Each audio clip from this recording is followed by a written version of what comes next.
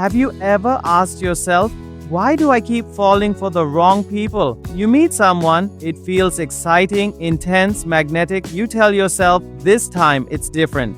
But weeks, months later, you're in the same place again. Emotionally drained, unseen, questioning your worth. You try harder, love deeper, give more, but it's never enough to feel secure. And deep down, you know something's off. But you stay, because leaving feels more painful than holding on. If you've ever felt that, this video is for you. Hi, I'm Udai Harshana, and on this channel, we explore the emotional side of love, healing, and conscious self-worth. Today, we're going to uncover the psychology behind this painful pattern, why you keep falling for the wrong people, and how to finally break the cycle. Covered points. In this video, we'll explore why chemistry often means emotional danger, how your childhood shaped your love life, the hidden addiction to hope and chaos, why peaceful love feels boring, how healing self-worth changes everything, and most importantly, how to choose love that feels safe. So let's explore these 7 parts, not just as information, but as emotional reflections, because when we understand our patterns, we can begin to change them. Let's begin with the first truth. Part 1. The illusion of chemistry.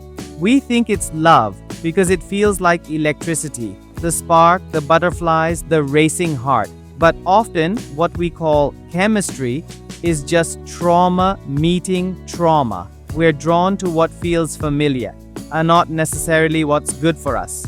If you grew up around emotional unpredictability, that chaos may now feel like home.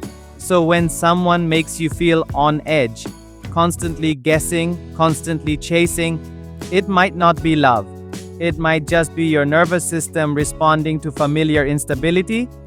Real love doesn't always start with fireworks, it starts with peace, with emotional safety. But peace feels boring when your body is used to pain. So you mistake calm for lack of connection and chaos for passion. This is the illusion of chemistry, and it's why you keep falling for people who ignite you but never ground you. Healing begins when you stop chasing emotional highs and start noticing who brings emotional steadiness. Love isn't supposed to feel like a roller coaster. It's supposed to feel like coming home. Part 2. Your attachment wounds are choosing the people you're drawn to aren't random. Your patterns are deeply rooted in your early emotional experiences. If you didn't feel safe, seen, or emotionally validated as a child, your brain wired itself to survive, not to thrive in love. Maybe you developed an anxious attachment, chasing love that felt just out of reach. Or maybe you shut down, became avoidant, fearing vulnerability because it never felt safe. As adults, we subconsciously seek relationships that mirror those early dynamics, not because we enjoy the pain, but because we're trying to finally get it right. We fall for people who remind us of our wounds, hoping this time they'll choose us, stay with us, love us right. But this only repeats the hurt, not heals it. Until we become aware of these patterns, we're not choosing partners. Our wounds are. Attachment wounds don't mean you're broken, they mean you adapted brilliantly. But now it's time to rewire those patterns with gentleness and truth. Part 3. The addiction to hope. One of the hardest truths to accept is this. We often stay in unhealthy relationships, not because we're weak, but because we're hopeful. You see glimpses of who they could be. The version of them that shows up after the fight, in the apology, in the rare moment of warmth, and you hold on. You say to yourself, they just need time. I can help them grow, they just don't know how to love yet. This is the addiction to potential, to hope. But potential isn't love, consistency is. And waiting for someone to become emotionally available is like standing in the rain, hoping it turns into sunshine. You deserve love that's here. Now, not one day maybe. Hope can be beautiful, but it must be paired with reality. Stop romanticizing red flags, start honoring your emotional needs. Part 4. You confuse being needed with being loved. If you've always been the giver, the caretaker, the fixer, then being needed may feel like being loved. But there's a difference. Love says, I see you. Need says, I need you to fix me so I can feel okay. When you tie your worth to how much you can do for someone, you end up in one-sided relationships where you give everything and receive very little. This isn't love, it's emotional labor. Real love doesn't need you to abandon yourself to stay connected. It doesn't require you to shrink, sacrifice, or solve someone's wounds. You're allowed to be held, not just hold. To be seen, not just needed. Your healing begins when you stop trying to earn love and start allowing yourself to receive it. Part 5. You're afraid of boring love.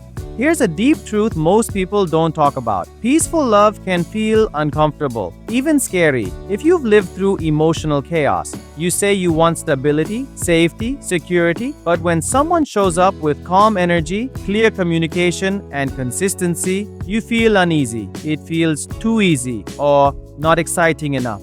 Because your body is wired to expect drama. But healthy love isn't boring. It's just unfamiliar. It doesn't trigger your anxiety, it soothes it. It doesn't leave you guessing, it reassures you. Learning to receive calm love takes healing, because your nervous system has to unlearn what it thinks is normal and relearn what is safe. Let your nervous system catch up with your new standards. Let safety feel sexy. Let calmness feel like chemistry. Part 6. Your inner mirror is still broken. We don't attract what we want. We attract what we believe we deserve. If deep down, you believe love requires suffering, you'll keep choosing partners who make you prove your worth. Your outer relationships mirror your inner one. If your inner voice is cruel, critical, and full of shame, you'll feel most at home with people who treat you the same way. This is why healing is so personal. Until you learn to speak to yourself with kindness, until you believe you deserve steady, generous love, you'll keep falling for those who love in fragments. Healing your inner mirror is how you break the cycle. You must become the kind of person who speaks gently to your own pain before you can invite someone who will do the same. Part 7. The start of real love. Once you see the pattern, you can no longer unsee it, and that's where healing begins. Real love doesn't start with fireworks. It starts with awareness. It starts with choosing differently, even if it feels unfamiliar. You pause instead of pursue. You question the spark. You ask, does this feel safe or does it just feel familiar? And slowly, you begin to crave a new kind of love. The kind that's steady, not stormy, that holds space for your emotions, that doesn't punish your sensitivity. You begin to choose people who meet you with presence, with emotional maturity, with kindness, not confusion. That's when everything begins to change. Not because love got easier, but because you got clearer, because you are finally ready for the kind of love you've always deserved. Conclusion. If you've been falling for the wrong people again and again, it doesn't mean something's wrong with your heart. It means your heart was trying to survive in the only way it knew. You weren't too emotional. You just weren't emotionally safe. You weren't too needy. You were simply unloved where you needed care. We don't fall for people by accident. We fall for what feels familiar, and sometimes familiar is painful. But once you become aware of your patterns, you don't have to repeat them. You can choose peace over intensity, safety over survival, love over addiction. It may take time, you might slip, but each time you choose differently, you break the cycle. You're not here to settle for chaos and call it passion. You're here to heal what was never held, so you can receive love that doesn't hurt, not just from someone else, but from yourself. If this video spoke to your heart, know you're not alone. Many kind, emotionally aware people struggle with these same patterns, but the fact that you're here means you're already doing the hardest part, becoming aware. If you'd like to go deeper into emotional healing, conscious love, and self-worth, subscribe to Udai Harshana Official. I make videos that speak to your emotional truth, not just surface advice. And if this helped you, drop a heart in the comments. I read everyone. You deserve love that doesn't hurt to hold on to. Take care, and I'll see you in the next one.